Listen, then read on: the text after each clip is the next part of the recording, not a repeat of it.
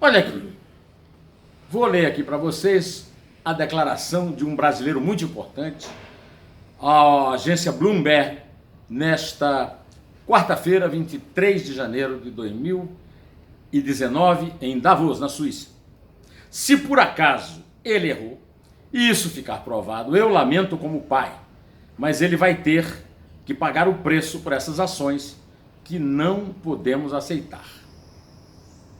Ele, no caso, é o deputado estadual da Alerj, do Rio de Janeiro, e senador eleito, Flávio Bolsonaro.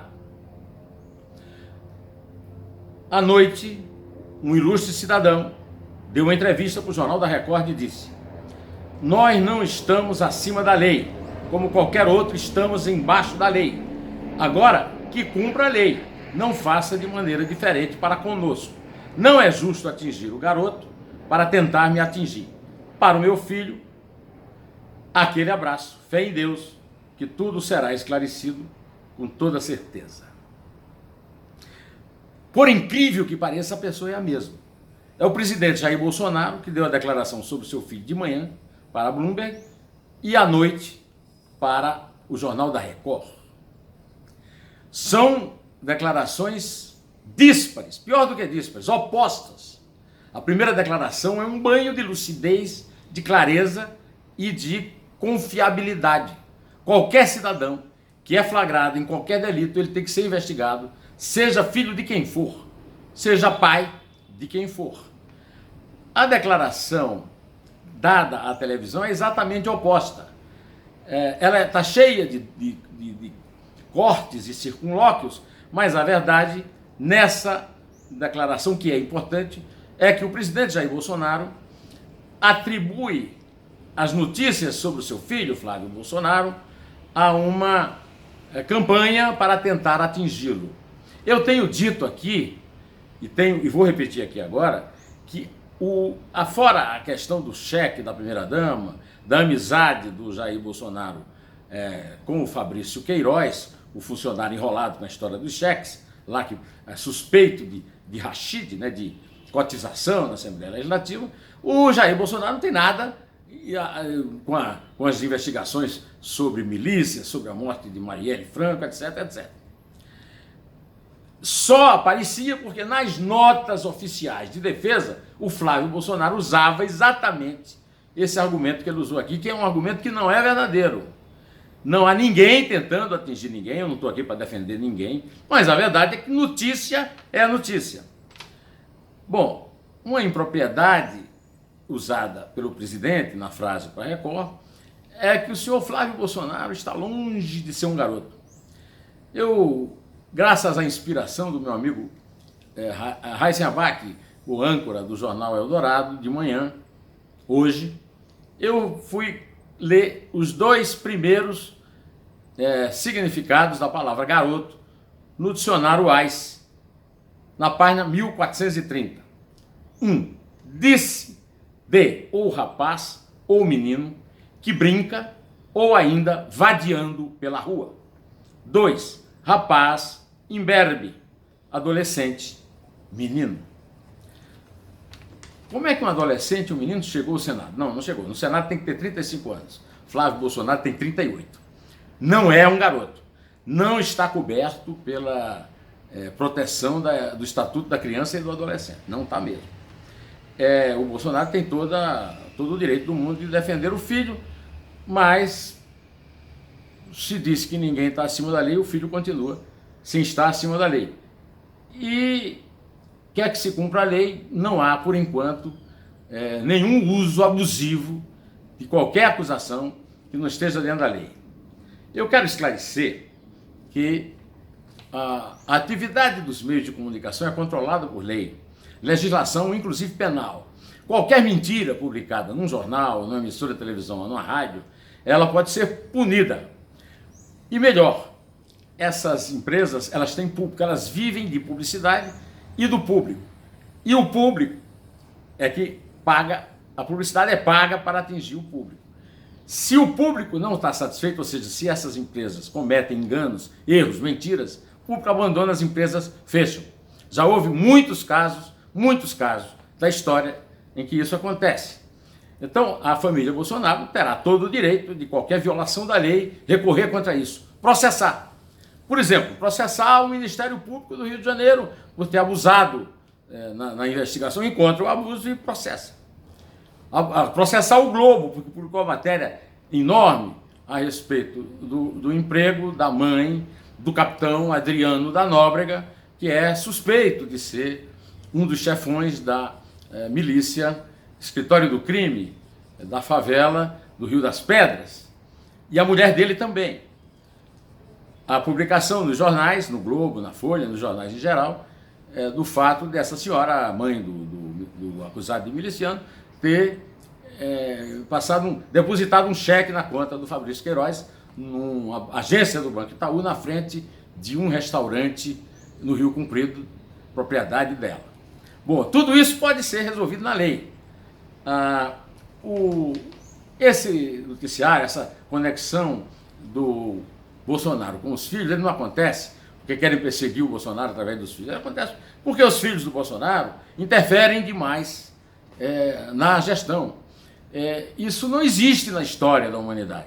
Uma interferência de um triunvirato de filhos na gestão. Isso não existe.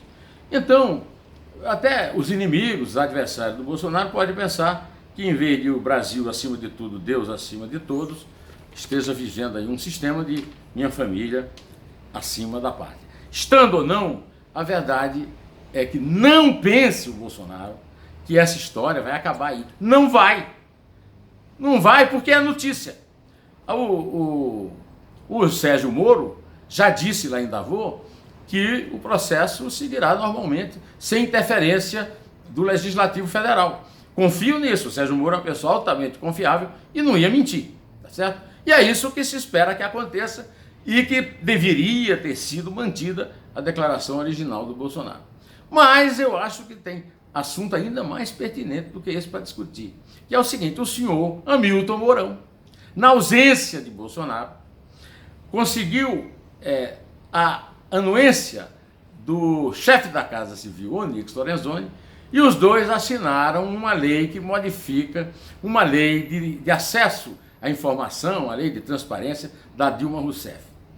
Eu não tenho autoridade, mesmo sendo jornalista, mesmo sendo usuário do acesso à informação, de julgar se o decreto que foi assinado é bom ou ruim em relação ao texto anterior da Dilma. Uma coisa eu lhe digo, é muito importante. Seja o que for, se bom, se ruim, é importante demais para ser assinado por um vice no exercício da presidência com o presidente fora do país. Isso é um abuso, isso é uma completa insensatez, e se o vice realmente respeita o presidente, ele devia cancelar, tanto ele quanto o chefe da Casa Civil, que não é subordinado do vice, é subordinado do presidente, cancelar essa assinatura. Pois então, além disso, eu quero lembrar que o Brasil está no lado do bem, no grande momento crítico que a Venezuela está vivendo. O Brasil está entre os países que não aceitam a ditadura de Nicolás Maduro. Diz o Bolsonaro que as ditaduras nunca acabam de forma pacífica. Uma coisa é certa, lá na Venezuela vai ser difícil acabar pacificamente. Mas aqui no Brasil já acabou. O regime militar acabou pacificamente com a eleição de Tancredo Neves, uma eleição indireta pelo colégio eleitoral para a presidência da República, quando o regime militar não se sustinha mais nas próprias pernas. Eu quero aqui deixar claro que eu estou aqui comentando.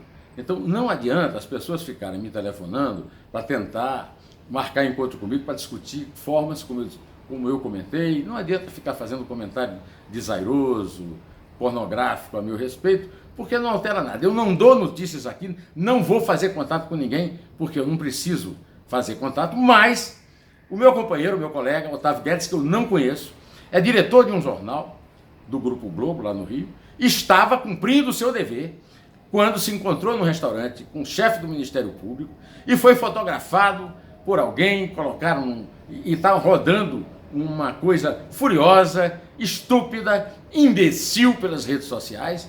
E eu sempre digo o seguinte: Rede social eu não sigo. Eu uso o Twitter, uso aqui o YouTube, mas não sigo.